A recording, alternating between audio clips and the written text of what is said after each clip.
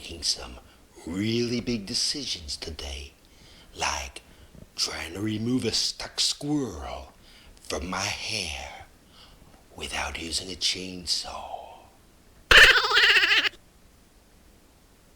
Hello, I'm Skye Taylor. Get a coffee or your favorite beverage and join me in episode 1 of The Crazy Painter. Now in this episode, we're going to be discussing a lot of different techniques, tips and tricks that you'll need or will help fire your imagination before we start to paint. Now, you might say, well, I'm not a painter or I can't paint the abstracts. Yes, you can. You can do this. Don't think you can't. And even if you've never picked up a brush before, you have something to say. You have something to express. And painting abstracts is an expression. It's an expression of you. Now, if you cry or if you laugh, nobody can tell you you're wrong. So if you paint an abstract, whatever you do, that is your expression. How can anybody say it's wrong? And if they do critique it, that's just their opinion. That's what they feel. That's their expression. And you should never take it to heart. Whenever you create something, if you love it, that's all that matters because that's you. That's who you are. Now, if you have children, by all means, let's get your children involved. Let's have a painting with Skye night. That's where you spend time with your children and teach them how to paint. You don't have to teach them, just give them canvases. Believe me, they'll express themselves. They don't need any direction. But maybe you want to put on a painting with Skye video, a future video that we're going to do, and do that. Because the time that you spend with your children is the most important time of all. You create a memory, something that they'll never forget. And what better way to do it than with art? And even if you're a grandparent, why not get the grandkids and do this? Spend time with them and everybody paint, even you. Everybody. Now, as a parent, if you're worried about getting paints all over the house and making a big mess and saying, oh no, Skye, I got good furniture and I'm not going to have paints all over, well, there's an alternative to that. Do it at grandma's house. Just kidding. No, take it outside. Do it in a garage. You know, be creative. Get the neighbors involved. Have a crazy party. And everybody have fun and see what they can create and have little contests. You know, but even if you haven't painted, you might find out that maybe your children that aren't even interested in painting might turn out to discover a talent that you might, that you never knew you had or they had. And that's what's incredible. So everybody should be painting, everybody. And I'm going to give you some tips and tricks in this episode before we actually start painting, doing the actual demonstration. And hopefully it will fire off your imagination. Whether you're an amateur at it or a seasoned pro, everybody has something to say. We can learn from everybody, you know. And my technique, just because what I do doesn't mean it's right. It's what I do. And I'm going to show you. And in these series of paintings, you are going to know everything as we go along. I'm going to tell you every little secret. There's going to be nothing held back. And that's the power of YouTube. This is all for free. And I'm going to give it all to you. I'm going to give you my heart. And you give me yours by watching. And together, we'll do some incredible things. We'll take you to new levels. You'll surpass me. I know you will. And it's all about expression and feeling good spiritually. If you can paint, and when you start painting, you're going to find something.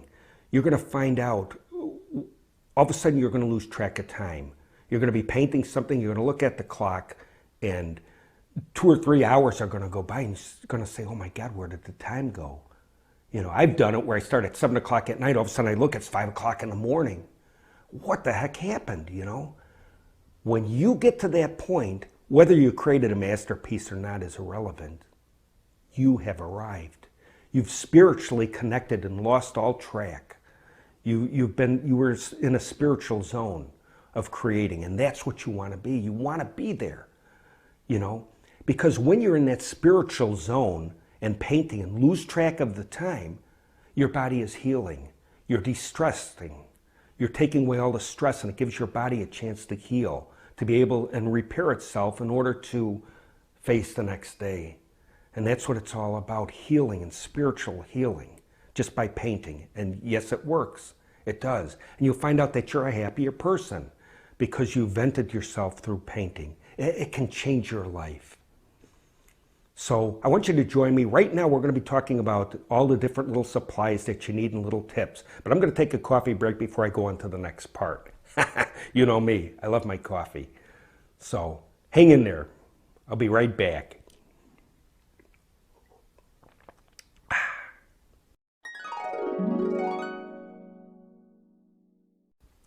When you're first starting out, what kind of paints do you get? Well, your local Walmart store has a wide selection of paints at a great price. It's great entry level for the beginning artist on a limited budget. They come in a wide variety of different quantities. You could get 6 tubes, 12 tubes, 24 tubes, and it's great to get going. When you're ready to graduate up to a really good paint, I highly recommend the Winsor Newton Galleria paint. It's just a great all-around paint. It has great pigments. And when you're shopping for paint, that's what you want to look for, is a paint that has a good consistency and also pigments. When you put a red on, well, how is that red? That red is red, you know? Does that make sense? Probably not. Or a blue. I mean, it's just incredible. I found that many artists that sell their paintings for thousands of dollars usually have the Winsor Newton Galleria in their arsenal. I see them painting with it. So, I mean, I found that it's just an incredible all-around paint. Where do you get it? Well, you can get it at dickblick.com. Now, I have the link below. If you're buying in quantities, they offer an incredible price, plus free shipping at a certain price point. It fluctuates from time to time. You kind of have to watch and see, you know, depending. Now, if you just run out of 1 tube of Galleria, let's say you run out of black or something, you need it in a hurry, you'll want to go to Michael's to get your just like 1 or 2 to supplement. But before you do that, you have to go online and try to get a 30, 40, or 50% off coupon. You have to look because it'll fluctuate from week to week. So, I mean, you could save as much as 50% if you're really lucky, you know, on that tube. And that brings it down to where it's like Dick Blick's prices. So that's a great deal and something to consider. But my go-to paint, Winsor Newton Galleria. But I just want to say that's my choice. As you paint, you might have your choice. You might find another paint you like more. But to me, it's Winsor Newton.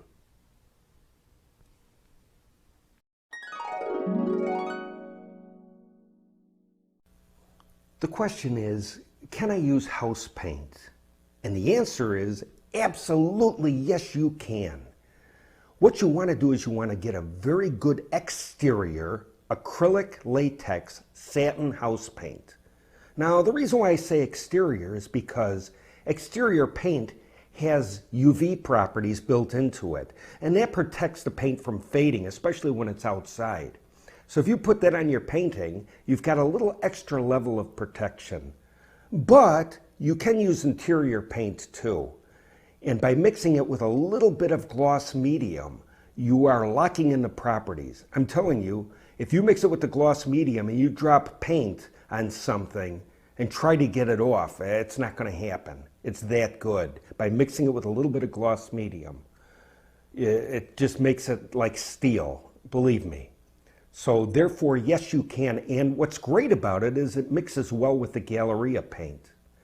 Now, I'm a big fan of Ace Hardware. I love their paint, and the reason is that when you go into their store, you can bring any color you can imagine, any color you want, and they will duplicate it.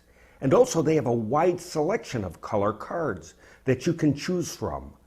Now you can give it to the Ace Hardware person, and they will put your name in their computer along with the color card you chose or the color you brought in. And you can name it anything you want, and they'll store it in their computer. And anytime you can go in there, give them your name, and get the exact color that you want. They'll mix it right up. So they basically store it for you, but they print out a card for you that you can take home with you, and you can put it in your file box. Just in case their computers crash, you got the backup. So you're not only getting a great paint, you're getting a great service. And I use Ace Hardware paints, and I highly recommend them. You don't want to buy a no-name brand like at the box store. You think you're saving money, but you're not. Pigments are everything, and Ace Hardware doesn't skimp on the pigments. It's an outstanding paint. The difference is that the viscosity. Now, if you buy like acrylic, the Galleria paints, they're a little bit thicker. House paint is thinner, so you have to make an adjustment. You have to get used to using a thinner based paint. But once you master that technique, you can take your paintings to an incredible level, because Ace Hardware has a great selection of all different colors, and you won't be limited. I mean, any painting that you see that I've done has Ace Hardware paint in it. And believe me, it'll outlast me, it'll outlast you, it'll outlast your children, it'll be around for a long time. Ace Hardware, I give it a thumbs up. Remember, friends, when you paint, there are no mistakes, just happy little accidents. I think I just had a happy little accident, and I'm not happy.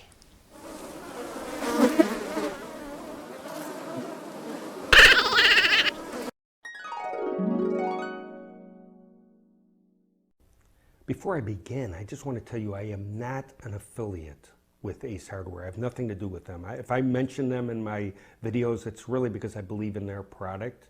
I mean, as of this date, I'm not. Maybe down the road, they might want me. Nobody wants me, but they might want me.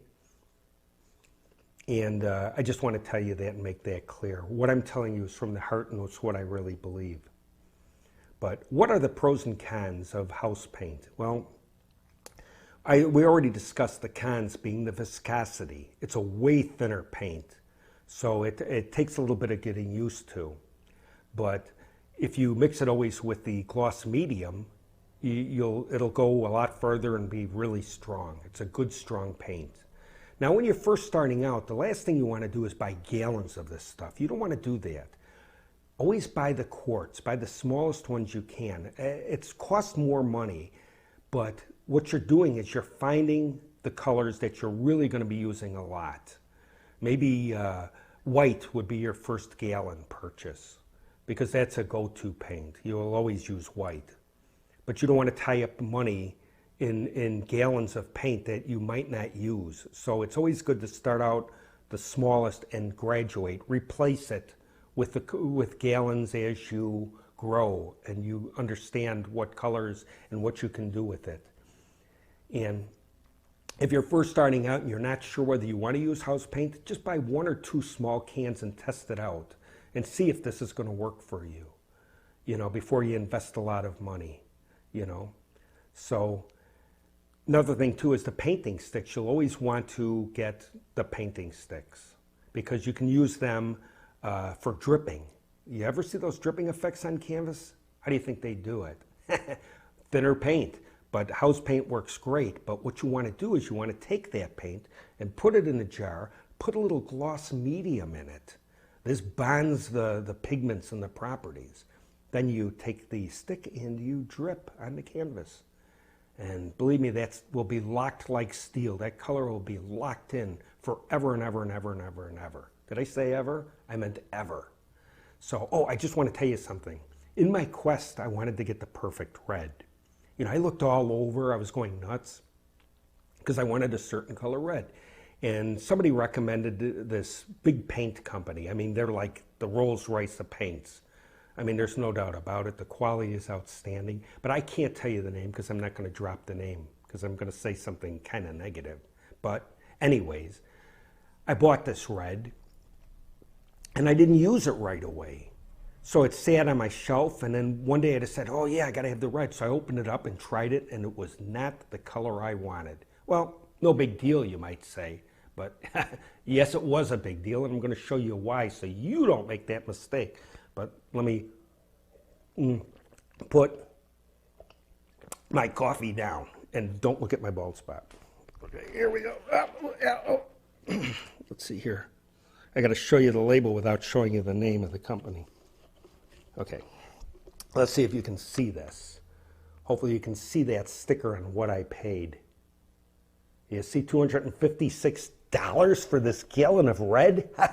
That's what I did. I could have bought 10 gallons of Ace Hardware paint, which I eventually went to. I had them mix up, I got to put this down. I had them mix up the red. Perfect red.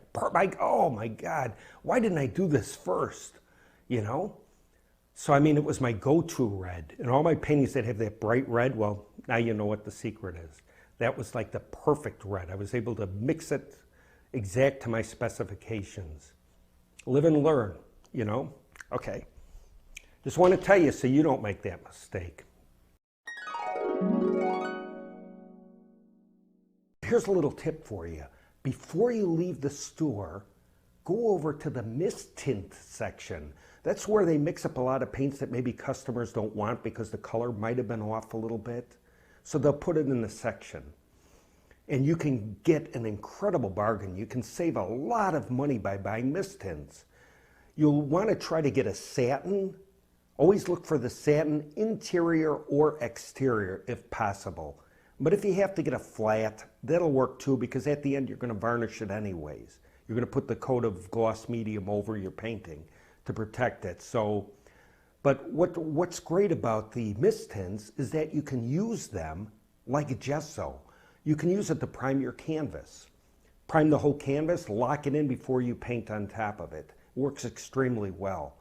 And sometimes you can get some great colors. I mean, I got a pink, a bright pink that is my go-to color, and it was actually a mist tint. And I absolutely love it. So you don't want to miss out. Always check the mist tints. They've got some great deals, and you're getting a great Ace Hardware paint.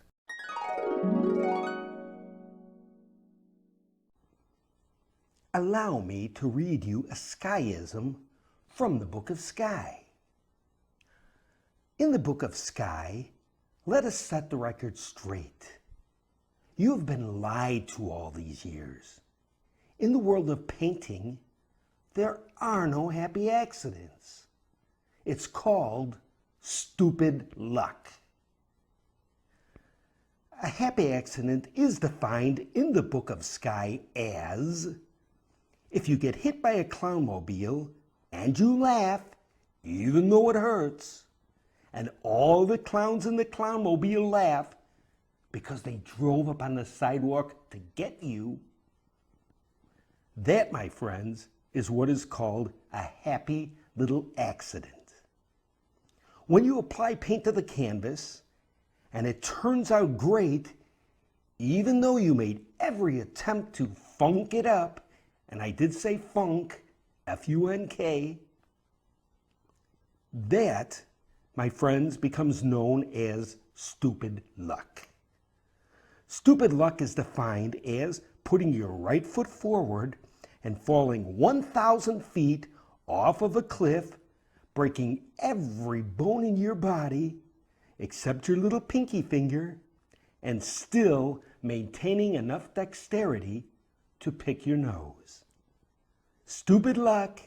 It works for me.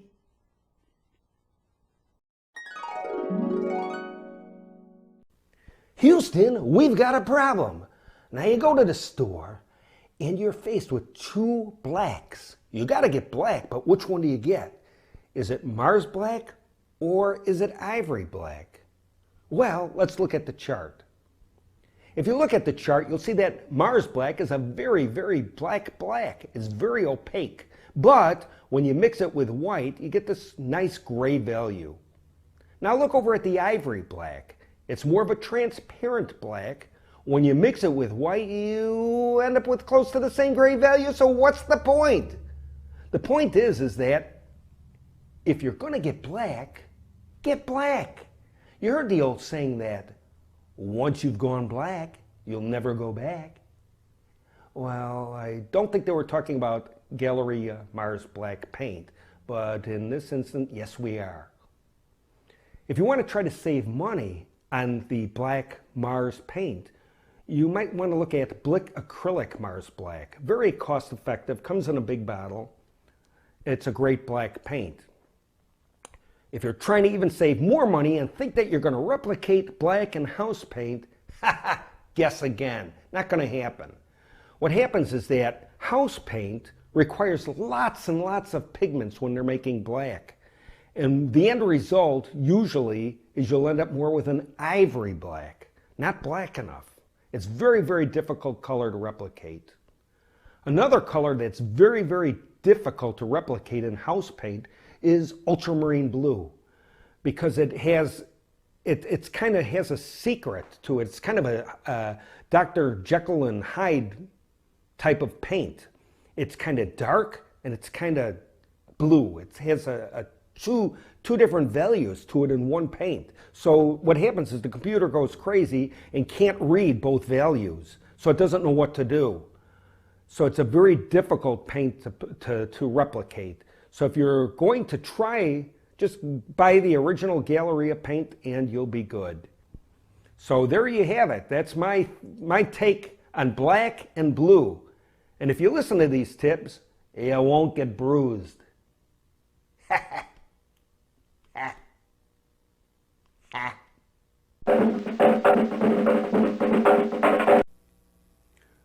For a palette today, we're going to be using the chopping mats that I got at the Dollar Tree. You can get them 2 for $1, or probably most any dollar store.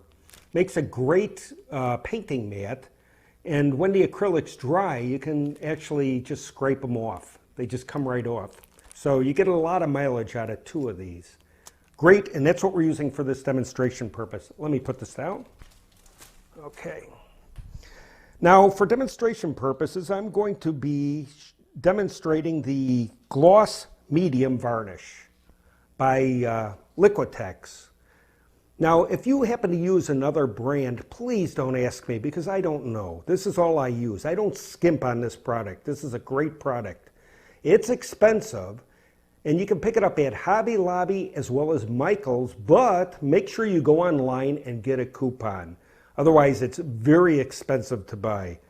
But there's a lot of things you can do with it. Not only can you varnish your paintings, if you see my how to varnish a painting video, you can also use it as a paint extender. Now, if you add this to black and mix it, after you had varnished your whole painting, you can extend your black paint around the edges of the painting. Usually I use Mars Black along with a little bit of this, and you get a lot of mileage out of the black. You're not using as much black.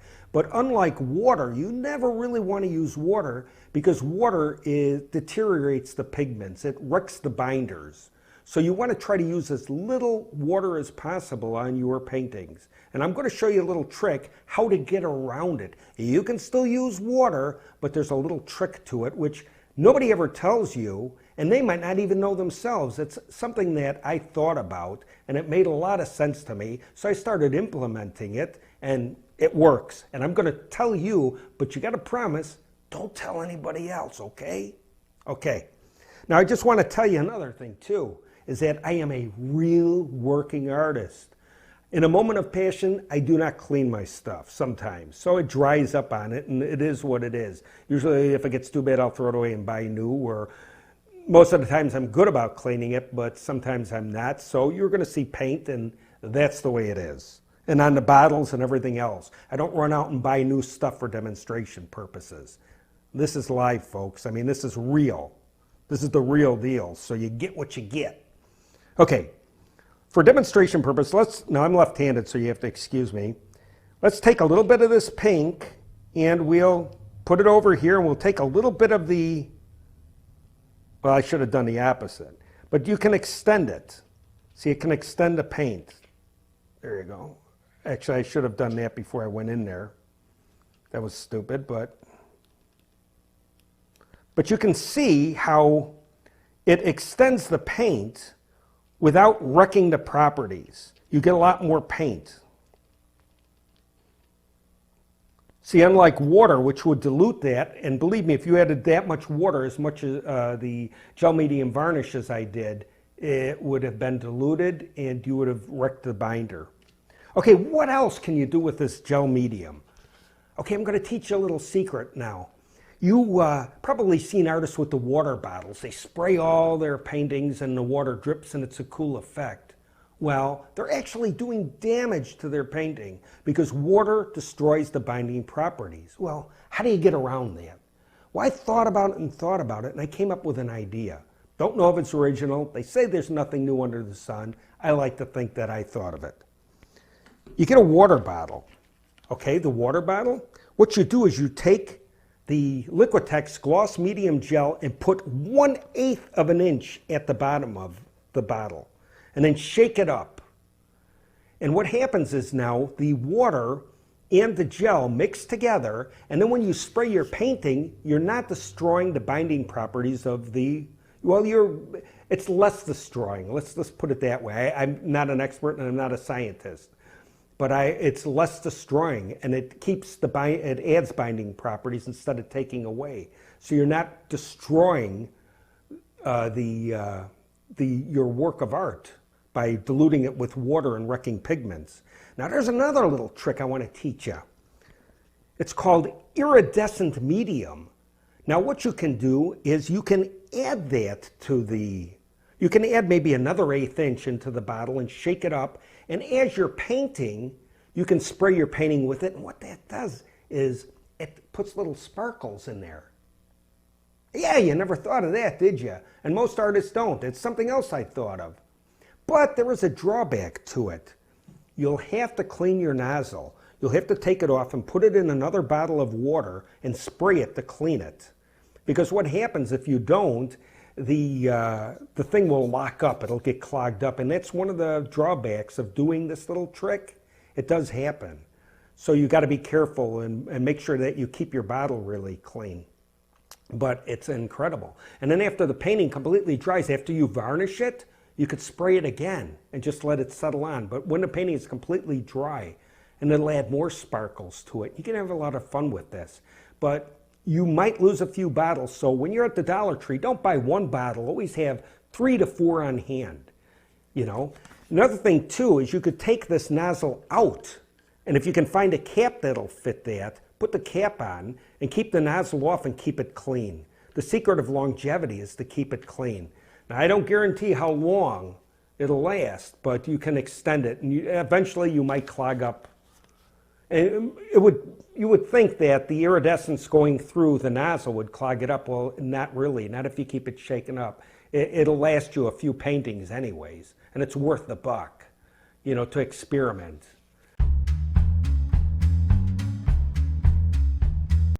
When painting abstracts, what brush do you use? Well, I found that the 2-inch pure bristle brush is my go-to brush. Now, where do you get this? Well, you can get it at Walmart for under 60 cents.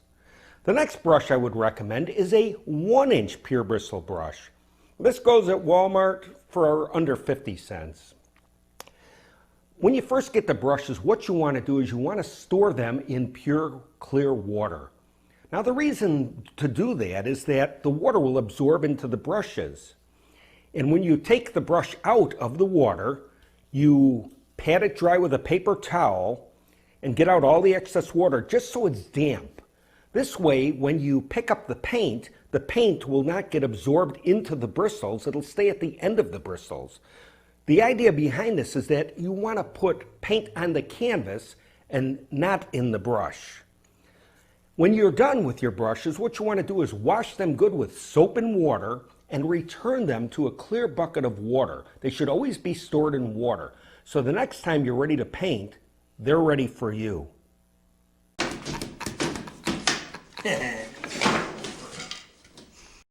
When you're first starting out, what kind of canvas should you get? Well, I highly recommend starting out small, then getting big. A good canvas to start off with is a 16 by 20 inch canvas. Now these are available at Michael's, and it's a 5-pack, and it retails for about $20. But if you go online, you can get a coupon, and save yourself quite a bit of money. Now the next size I would recommend is just a little bit bigger. It's an 18 by 24 inch canvas. Now to me this is the ideal canvas to paint on. It's great because you can group 3 of them together and make a triptych, make a big painting from small canvases. Plus it's a lot easier to ship a smaller painting than it is a larger painting. So by using these smaller panels, you'll find it's a lot easier to ship. And they're fun to paint on. You can do singles, you can do doubles, you can do triples, you can put 5 of them together, and it's not going to cost that much to ship when you stack them up and put them in a box. And that's my little tip on canvases. Tip number 5.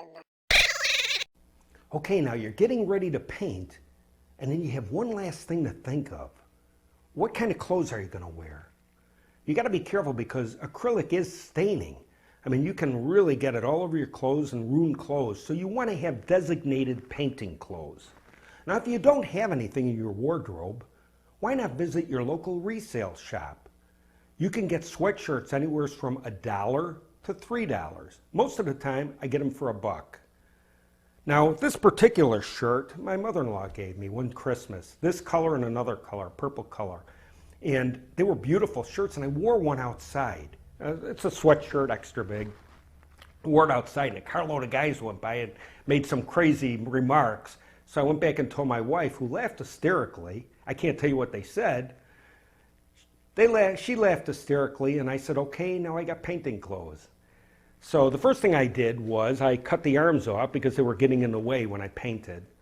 And I've had this probably about maybe 6 years, but it's just incredible, really comfortable.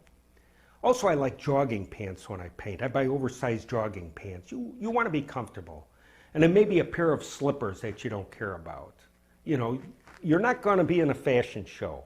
So nobody cares what you look like. And I'm only showing you. Nobody else sees what I look like except you, and I know you're not going to say nothing. Okay. But your resale shops are the place to get some great bargains.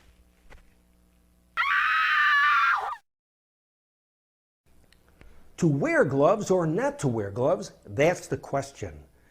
Now, some of your cadmium colors, like your reds and yellows, could be toxic, so you have to read labels and then make an intelligent decision. Now, personally, I do wear gloves. I wear rubber gloves, stretch gloves. Now, I was lucky to get these at my local hometown dollar store for $1 for the whole box. And the only reason why I wear them isn't because I'm worried about getting toxic and dying. At 60 years old, what do I have left? Maybe 75 more years? I'm not worried about that. I don't want my wife to yell at me. Because what happens is she always wants to go to dinner, and I end up with paint on my hands. I can't get it off quick enough, and then she sits there with the evil eye all through dinner staring at me. And I can't drink enough beers to get rid of the evil eye. So it's easier for me to put on gloves and just drink coffee. But you have to make your own decision. Now, if you're 30 years old, or 20 or 30 years old, oh, I would definitely wear gloves. Because what happens is that they might say it's not toxic today, and in 20 years find out that it's deadly. So you don't know, how they change things all the time. So the rule of thumb is, if you're 20, wear gloves. If you're 30, wear gloves. If you're 40, you're in the gray area. If you're 50 or 60, go commando. La la la la la la la. When painting abstracts, I love to listen to music. The reason why I love music is that it shuts down my mind. The worst thing you can do is think. You ever heard the saying, thinking gets you into trouble? It does, because if you have to think when you're painting, it alters the whole way you paint. You don't want to think. You want to be in that zone. And music shuts down your mind. So you want to listen to music. Now, if you have a computer that plays tunes, I highly recommend going on Pandora. Here's my list of favorite songs right here. And hopefully, maybe they'll be yours. Check out the channel. I love the Celtic. The Celtic does wonders for me. That's when I want to paint peacefully. Then I've got my rock and roll when I want to paint aggressively. Music will change your mood and the way you paint. And I'm a musician myself, which I said in other videos. And when I first started out painting, I could not stand music. It drove me crazy. I had to have complete quiet. But then when I found out, I tried listening to music, I found out that it shut down my mind, stopped me from thinking, and my paintings took on a whole new level.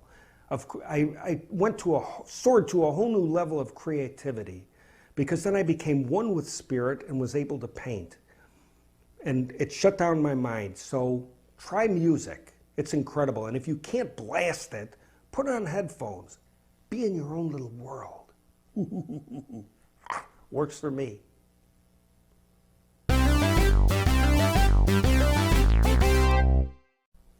Creating your own space when you paint. Sometimes they can be a problem.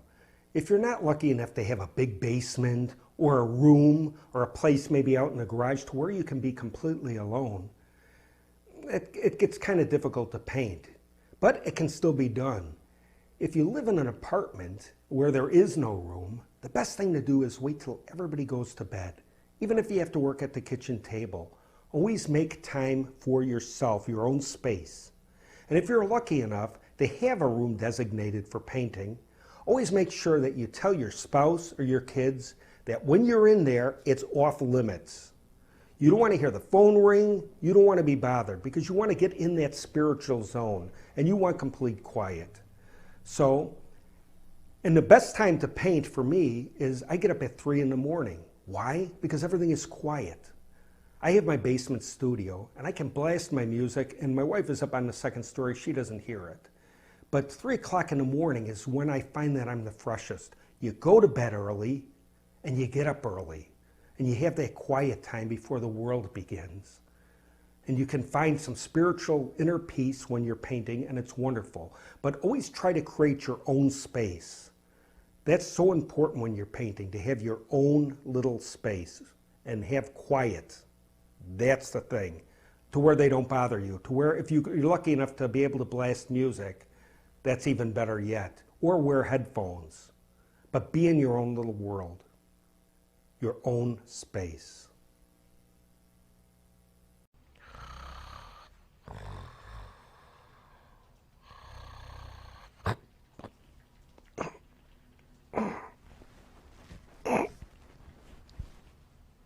What? Well, I'm trying to grab a nap.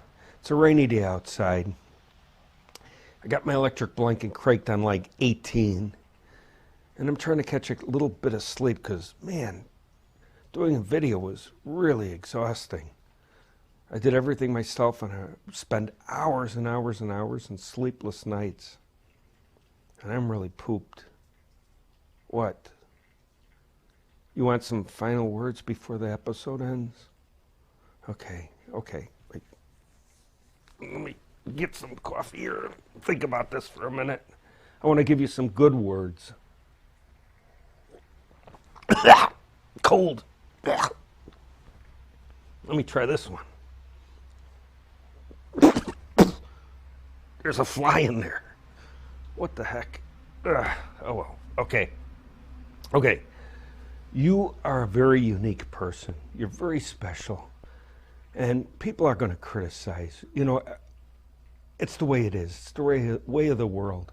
Every time I put out a video myself, I get 5 thumbs up, and automatically within the 5 somebody puts a thumb down. I don't take it personal. They're having a bad day. Maybe they don't like me. I don't know. That's the way it is. But okay, I'm going to give you some encouraging words here. When anybody ever critiques you, you know, and things don't seem right, you feel upset, just remember these 4 letters. 4 letters. WWBD. Good night. Huh? What? What do they stand for? What would Bob do? Just keep making comments, my sarcastic little woodland creature. Just keep making comments.